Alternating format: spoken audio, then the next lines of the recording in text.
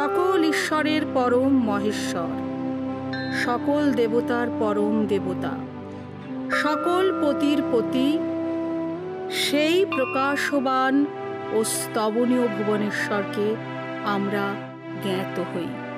এই ভুবনেশ্বরের অঙ্গুলি হেলনে গ্রহতারা চন্দ্র সূর্যের যে চলন মহাকাশ জুড়ে ব্যাপ্ত, তাঁরই প্রত্যক্ষ ও পরোক্ষ প্রভাবে মানবিক জীবনের প্রতিটি মুহূর্তের সমীকরণ। আর এই সমীকরণের নিখুঁত বিন্যাসে পারদর্শী অ্যাস্ট্রোলজার, লাইফ কোচ এবং ফিলান্থ্রপিস্ট ডক্টর সোহিনী শাস্ত্রী দেশ বিদেশের অসংখ্য সম্মানের মুকুটে বারবার তাঁর অভিষেক। একবার নয়, দুবার রাষ্ট্রপতি পুরস্কারে সম্মানিত তিনি। ন্যাশনাল আমেরিকান ইউনিভার্সিটি তাকে সাম্মানিক ডিলিট উপাধিতে ভূষিত করেছে। লন্ডনের ওয়ার্ল্ড বুক অব রেকর্ডসে জ্ঞানী গুণীদের মাঝে তিনি একটি উজ্জ্বল নক্ষত্র।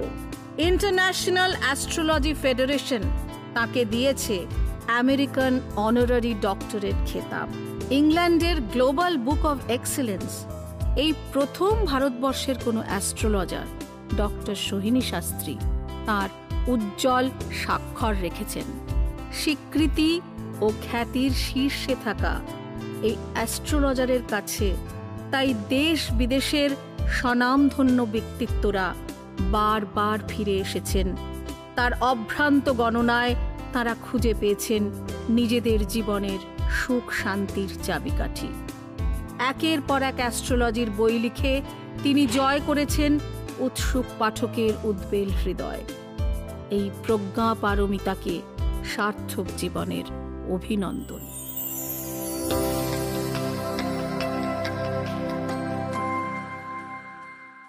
শনি 7:30, 8 থেকে 80 সবার জন্যই কিন্তু একটা ভয়াবহ সময়। নমস্কার, আমি রূপালী।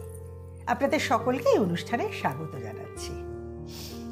খুব কম মানুষই পারেন সময়ের সাথে সাথে, যখন আমাদের প্রত্যেকেরই তো বয়স বাড়ে এবং কিছু মানুষের বয়সের সাথে সাথে খ্যাতি, সমৃদ্ধি, সাকসেস, এক্সপোজার যত বেশি বাড়তে থাকে, আমাদের মাথা যত বেশি চলতে থাকে, আমাদের মনটা কিন্তু কোথাও সারল্য হারাতে থাকে। অনেকের ক্ষেত্রেই হয়।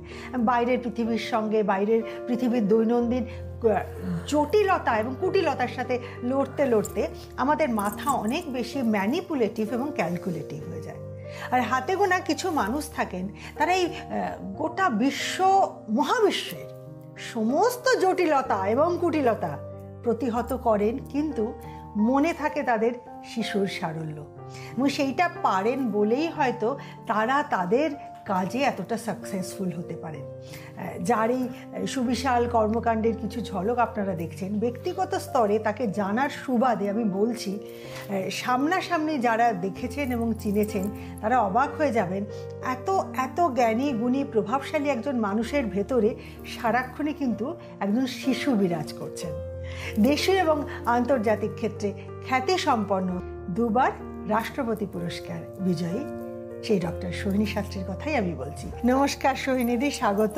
নমস্কার রূপালী, কেমন আছো? খুব ভালো আছি। যেটা না আমি দর্শকদের সাথে শেয়ার না করে পারলাম না, তোমার মধ্যে সারাক্ষণই একটা বাচ্চা মেয়ে থাকে, এবং সে কিন্তু অদ্ভুতভাবে, তুমি এমন একটা কাজ নিয়ে কাজ করছো এমন নয়, মানে তুমি কিন্তু গোটা মহাবিশ্বের নেগেটিভিটি নিয়ে কাজ করছো। আমাদের লাইফের প্রত্যেকের নেগেটিভিটি আমরা তোমার কাছে গিয়ে ভেন্টিলেট করে দিচ্ছি, এবং আমাকে সব ধরনের, সমস্ত ধরনের মানুষ আমার কাছে আসে। এক্স্যাক্টলি, মানে সমস্যা যুক্ত মানুষও আসছেন, আবার মানে এটা ঠিক যে জ্যোতিষশাস্ত্রে তো সমস্যাটা মেন থাকেই, সেটা নিয়ে আসে, এবং বিভিন্ন স্তরের মানুষ আসেন। এবং আমার কাজ হচ্ছে অ্যাজ অ্যান অ্যাস্ট্রোলজার, একজন জ্যোতিষী হিসাবে, প্রকৃত জ্যোতিষী হিসাবে তার পাশে থাকা, তাকে সাপোর্ট করা এবং তার জীবনটাকে কারেকশন করা। এবং জীবনটাকে হয়তো অনেকের মধ্যেই প্রশ্ন জাগতে পারে যে সত্যি কি লাইফ কারেকশন হয়? অনেকেই প্রশ্ন করেন, কারণ অনেকে অত্যধিক যারা সায়েন্স বেস, যারা সায়েন্স নিয়েই পড়াশোনা করেছেন, এরকম বহু মানুষের প্রশ্ন আমি শুনেছি, বহু বছর ধরে শুনছি, এখনো তারা আমাকে প্রশ্ন করেন। আমি বললাম যে হ্যাঁ, কারেকশন হয়, কারণ যদি কোনো মানুষের উপর গ্রহের প্রভাব খারাপ থাকে সেটা কিন্তু অবশ্যই তাকে কাটানো সম্ভব। এই যে তুমি বললে না তোমার কাছে আসা আমাদের তো সবার নেগেটিভিটি নিয়ে, সেই নেগেটিভ একটা শব্দ যারা অ্যাস্ট্রোলজিতে বিলিভ করেন এবং যারা বিলিভ করেন না সবাই জানেন সেই শব্দটি হচ্ছে কিন্তু শনির সাড়ে সাথী। আমাকে বলো, শনির সাড়ে সাথী মানে আমাদের শুরুতে ধারণা একটা প্রচন্ড নেগেটিভ কিছু। আবার অনেক মানুষেরই দেখেছি সাড়ে সাতির সময় উন্নতি, অনেকে বলেছে সাড়ে সাতি মানে 3টে ঢাইয়া মানে আড়াই আড়াই আড়াই। আবার অনেকে বলে না সাড়ে সাতি আলাদা, এটা একটা মানুষের জীবনে 3বার আসতে পারে, ঢাইয়াটা আলাদা। আমি না ভীষণ কনফিউজড, মানে তোমার সাথে এতদিন থেকেও আমি না শনি সাড়ে সাতি নিয়ে তোমার সাথে কখনো আলোচনা করি। আজকে আমরা ঢাইয়া নিয়ে আলোচনা করব না, ঢাইয়াটা আলাদা অবশ্যই। আমরা ঢাইয়াটা নিয়ে পরে একদিন আমরা পরিষ্কারভাবে আলোচনা করব, কারণ এই সাবজেক্টটা অনেকটা ভাস্ট ঢাইয়া। আজকে আমাদের যেটা মেইন পর্ব, মূল পর্ব, সেটা হচ্ছে শনির সাড়ে সাতি। হ্যাঁ দেখো, একটা জিনিস বলি, শনির সাড়ে সাতি ইচ অ্যান্ড এভরি জোডিয়াক সাইনকে এফেক্ট করে। কিছু কিছু জোডিয়াক সাইনকে পজিটিভ এফেক্ট দেয় উইথ নেগেটিভ এফেক্ট। নেগেটিভ কিছুটা দেবেই না, যে তার পজিটিভ হবে এটা ইম্পসিবল। কারণ শনি হচ্ছে পাস্ট লাইফ কর্মের উপর ডিপেন্ড করে। শনি সাড়ে সাতি একটা মানুষকে সে যে প্রিভিয়াস লাইফে যে কর্ম করে এসছে তার ফল দিতেই কিন্তু স্বয়ং শনি আসেন। এবং শনি দেব হচ্ছে ন্যায়ের দেবতা, ওনাকে জাস্টিস বলা হয়। উনি কিন্তু আমাদের জীবনে জাস্টিস করতে আসেন, জাজমেন্ট করতে আসেন, সঠিক জাস্টিস দিতে আসি। সুতরাং আমরা পাস্ট লাইফে যতটা কাজ করেছি এবং তার মধ্যে কতটা ভালো করেছি আর কতটা নেগেটিভ করেছি আমরা কেউ কিন্তু জানি না। শনি সাড়ে সাথেই কিন্তু একটা মানুষকে বুঝিয়ে দেয় যে তুমি কতটা নেগেটিভ করে এসছো, কতটা পজিটিভ কাজ করেছো। সময় হয়ে গেছে, নিচ্ছে একটা ছোট্ট বিরতি, কোথাও যাবে না, সঙ্গে থাকুন।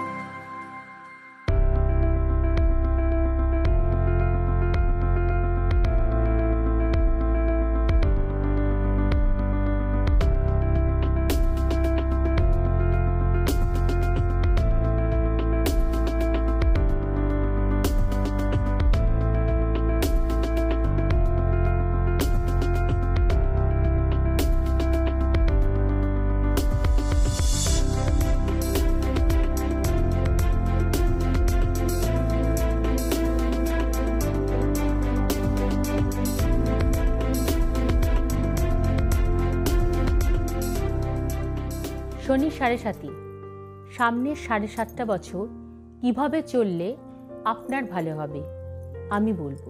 শনির সাড়ে সাতির মূল কথাটা হচ্ছে যেটা জ্যোতিষশাস্ত্রে ব্যাখ্যা করা হয়েছে, এবং জ্যোতিষশাস্ত্র আমরাও তো প্রতিনিয়ত নতুন নতুন ভাবে আমরা রিসার্চ করছি, যেটা হচ্ছে যে তোমার পাস্ট লাইফের কর্মের কিছুটা ফল তোমাকে শনির সাড়ে সাতি দেবেই, এবং তার সঙ্গে এই জীবনেও তুমি যে কাজ করছো তারও ফল দেবে। কিন্তু একটা জিনিস আমি তোমাকে বলবো, ধরো শনির সঙ্গে বন্ধুত্বপূর্ণ সম্পর্ক, মানে শনির ফ্রেন্ডস গ্রহ হচ্ছে কারা? শুক্র, তারপরে হচ্ছে বুধ।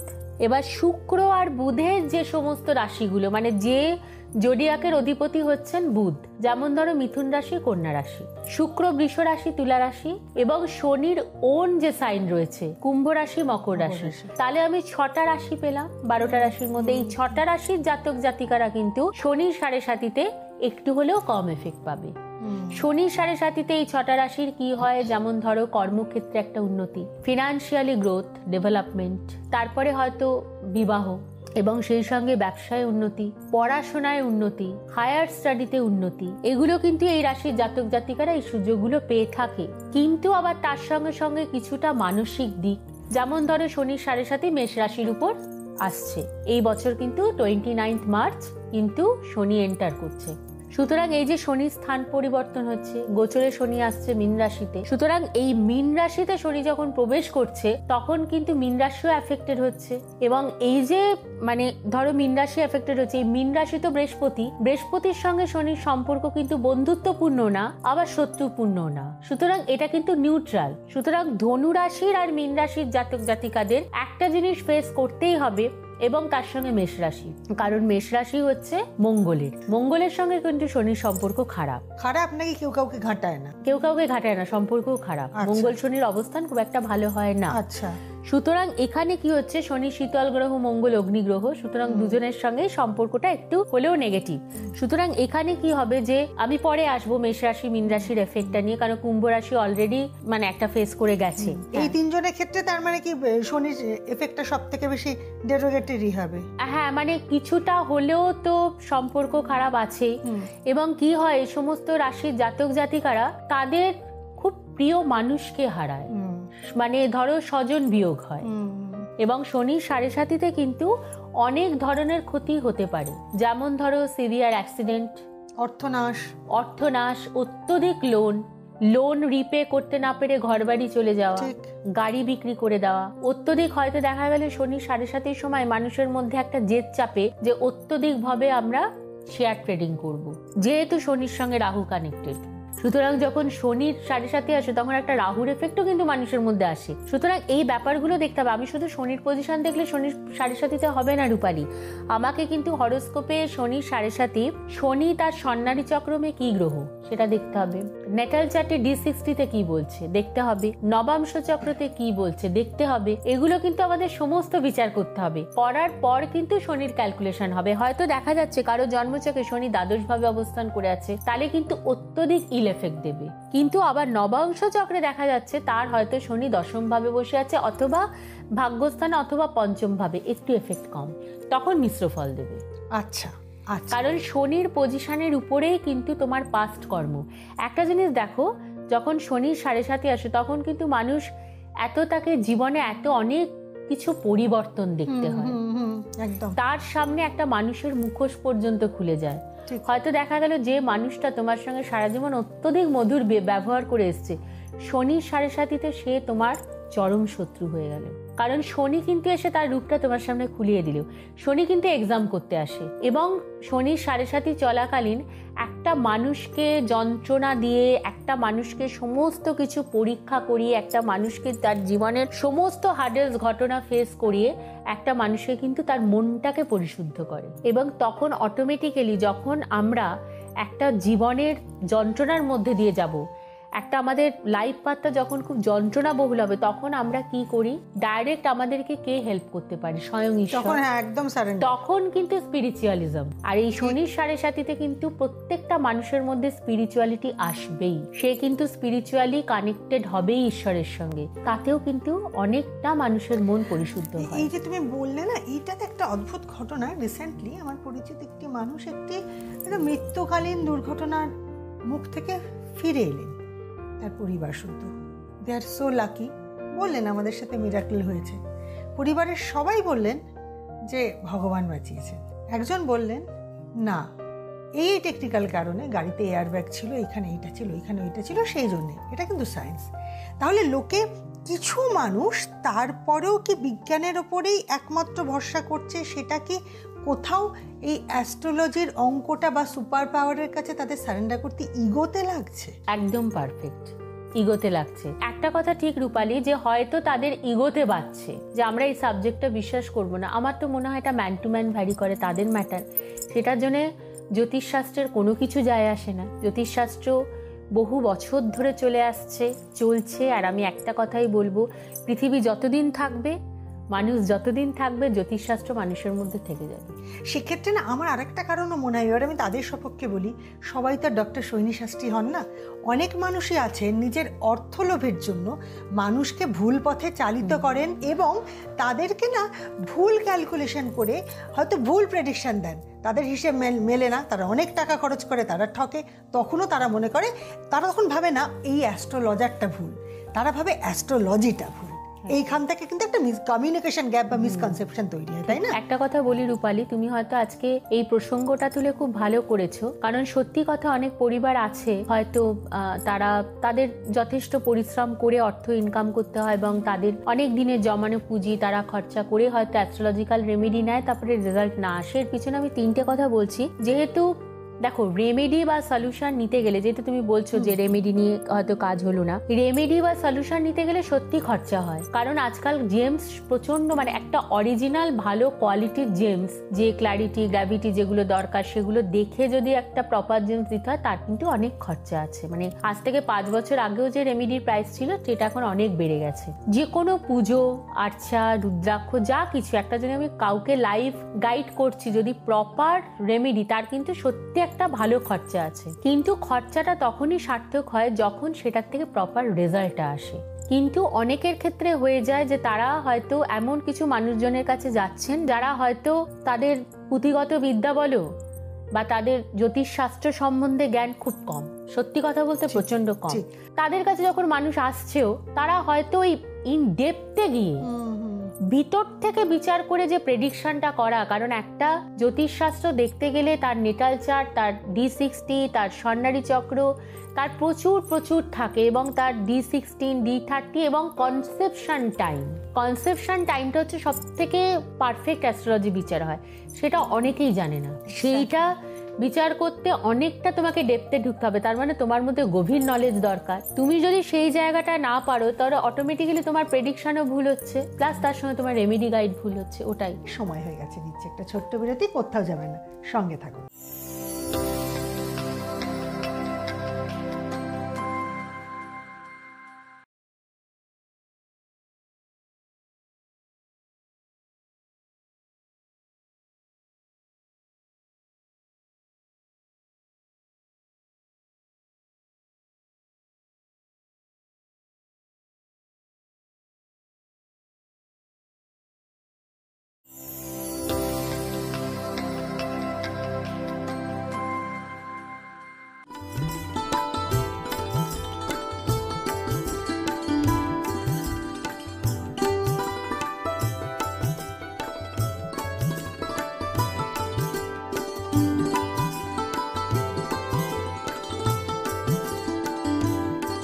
শনি 7.5, কুম্ভের 2.5 বছর, মীন রাশির 5 বছর এবং মেষ রাশির 7.5 বছর। যথেষ্ট কিন্তু চিন্তার বিষয়। তুমি বলছিলে যে 3টে রাশির ক্ষেত্রে কিন্তু এখন চলছে, ঠিক 7.5 শুরু। হ্যাঁ, শনি 7.5 শুরু হচ্ছে এবার। এবং একটা জিনিস বলি যে 3টে রাশির ক্ষেত্রে, যেমন ধরো কুম্ভ রাশির এটা লাস্ট লেফট চলছে, তারপরে হচ্ছে মীন রাশিতে প্রবেশ করছে, মীন রাশির অলরেডি 2.5 বছর পাস্ট হয়ে গেছে। আর এরপর মেষ রাশি কিন্তু নতুন ভাবে শনির 7.5 এফেক্ট হতে চলেছে। সুতরাং আমি বলবো প্রথম কথা, কুম্ভ রাশির শনির 7.5 কিন্তু 5 বছর কেটে গেছে, এরপর আর 2.5 বছর রয়েছে। এই 2.5টা বছরে কিন্তু কুম্ভ রাশির জাতক জাতিকাদের কিছুটা হলেও professional success, career development, financially growth, কারণ শনির সব থেকে প্রিয় রাশি হচ্ছে তুলা রাশি আর কুম্ভ রাশি। সুতরাং শনি যখন ছেড়ে চলে যাচ্ছে তখন কিছু কিন্তু শনি দিয়ে যান। ন্যায়ের দেবতা অনেক কষ্ট ঝঞ্ঝাট জীবনের সবকিছু পরীক্ষাতে উত্তীর্ণ করিয়ে তারপরে কিন্তু তাকে কিছু দিয়ে যাবে। সুতরাং শনির 7.5 কুম্ভ রাশির জাতক জাতিকাদের 2.5 বছর থাকবে। এই 2.5 বছরে কিন্তু কুম্ভ রাশির জাতক জাতিকাদের কর্মের দিক থেকে উন্নতি, প্রফেশনাল লাইফে ডেভেলপমেন্ট, প্রমোশন এবং বিজনেসের ক্ষেত্রে কিন্তু একটা গ্রোথ আসার চান্স রয়েছে। এবং তার সঙ্গে হচ্ছে পারিবারিক সুখ সমৃদ্ধি এবং স্বামী স্ত্রীর মধ্যে একটা সুন্দর সম্পর্ক কিন্তু বজায় থাকবে এবং একটা পরিবারের মধ্যে একটা শান্তি সংহতি বজায় থাকবে। ফিনান্সিয়ালি ডেভেলপমেন্ট হবে, যারা ব্যবসা করছেন তাদের নতুন কোনো বিজনেস কানেকশন কিন্তু এই 2.5 বছরে আসতে পারে। কিন্তু যেটা শনির 7.5 কুম্ভ রাশিতে হবে এই সামনে 2.5 বছর, শারীরিক এফেক্ট কিন্তু থাকবে। সাডেন অ্যাক্সিডেন্ট, হঠাৎ করে কোনো অপারেশন এবং মানসিক একটা প্রচন্ডভাবে ডিপ্রেশন, সেটা কিন্তু থাকবে। এরপর আমি আসবো মীন রাশি, কারণ মীন রাশিতে ডাইরেক্ট শনি চন্দ্রের বীজযোগ। সুতরাং এই আগামী 2.5 বছর কিন্তু মীন রাশির জাতক জাতিকাদের অত্যধিক ডিপ্রেশনে কাটবে, অত্যধিক মানসিক ফ্রাস্ট্রেশন, যে কাজটাই করতে যাবে তাতেই ডিলে, তাতেই বাধা এবং ফিনান্সিয়ালি লস্ট। কর্মক্ষেত্রের প্রমোশন হবে ডিলেতে। যারা কম্পিটিটিভ এক্সাম দিচ্ছেন তাদের বারবার পরীক্ষা দেবে কিন্তু সামান্য মার্কসের জন্য আটকে যাবে। যারা সরকারি চাকরি করছেন তাদের ক্ষেত্রে বলবো যে হ্যাঁ, একটা প্রমোশনের সুযোগ আছে আগামী 2.5 বছরে, কিন্তু সেটা অনেক কাঠখড় পুড়িয়ে। অযথা শত্রু সৃষ্টি হতে পারে মীন রাশির জাতক জাতিকাদের জন্য। পারিবারিক সম্পর্ক ব্যাহত হতে পারে, স্বামী স্ত্রীর মধ্যে সম্পর্ক খারাপ হতে পারে, এবং তার সঙ্গে হচ্ছে হঠাৎ করে প্রচুর লোন হয়ে যেতে পারে, এবং তার সঙ্গে হচ্ছে হঠাৎ অত্যধিক অর্থ ক্ষতি, সেটাও কিন্তু মীন রাশির এই 2.5 বছরে আছে।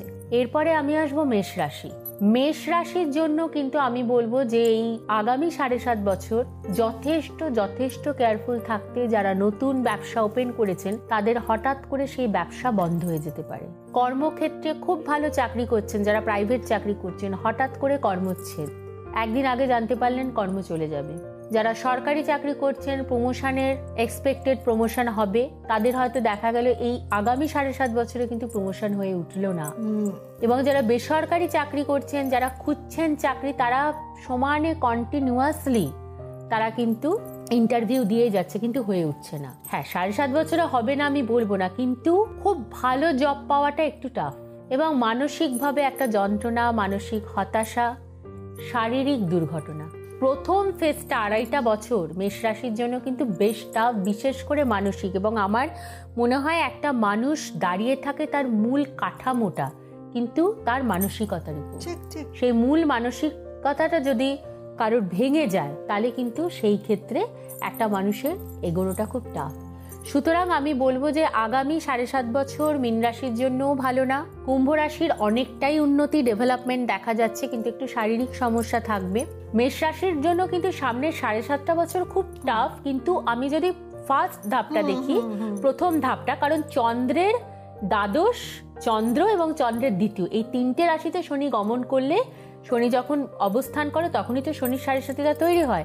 সুতরাং এখন কি হচ্ছে যে চন্দ্রের দ্বিতীয় রাশিতে যাচ্ছে, এই দ্বিতীয় রাশিতে অর্থ ক্ষতি দেবে, তার সঙ্গে মানসিক ক্ষতি এবং অত্যধিক শারীরিক ক্ষতি। সুতরাং আমি বলবো যে কুম্ভ রাশি, মীন রাশি এবং মেষ রাশি শনি 7.5তে কিরকম কি ফল দেবে, কারণ আমাদের হাতে সময়টা খুব কম থাকে রূপালী, আমরা অনেক কিছু বলার থেকে আমরা বলে উঠতে পারি না, তখন পরে আমরা আবার সেগুলোকে নিয়ে বিস্তারিত আলোচনা করি কোনো না কোনো এপিসোডে। একটা ধারণা তো আপনারা পেয়ে গেলেন যে শনি 7.5 আপনাদের জন্য কি হতে পারে, তো সেইভাবে একটু নিজেদেরকে সজাগ চলতে হবে এবং মানসিক প্রস্তুতি নিয়ে রাখতে হবে। এক্স্যাক্টলি, সেই প্রস্তুতির ব্যাপারেই বলছি। আমি জানি যাদের মেষ রাশি এবং যাদের প্রিয়জনদের মেষ রাশি, তারা কিন্তু একটু হতাশ এবং একটু টেনশনে পড়ে গেছেন। এইখানেই হচ্ছে আসল সমস্যার সমাধান, যেটা বারবার করে বলা হচ্ছে। সমস্যা আমরা সব থেকে বেশি চিন্তিত কখন হয়ে জানেন, যখন একটা শরীর খারাপ হচ্ছে, বিভিন্ন প্রবলেম হচ্ছে, কিন্তু ডাক্তার কিছুতেই রোগ ধরতে পারছে না, সেটা খুব বিপজ্জনক।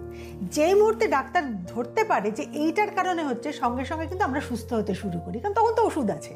ঠিক সেই রকম, যে যদি সময় খারাপ যাচ্ছে, কেন খারাপ যাচ্ছে এটা ধরা না যায়, সেটা অনেক চিন্তার।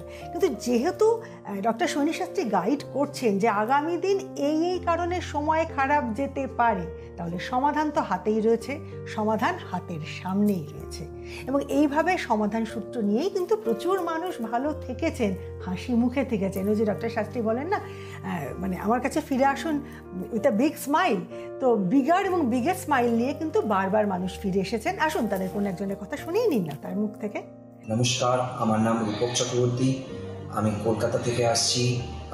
গত 6 বছর ধরে আমি শ্রী শৈলী ম্যাডামের সঙ্গে যুক্ত। এখানে এসে আমি অনেক উপকার পেয়েছি।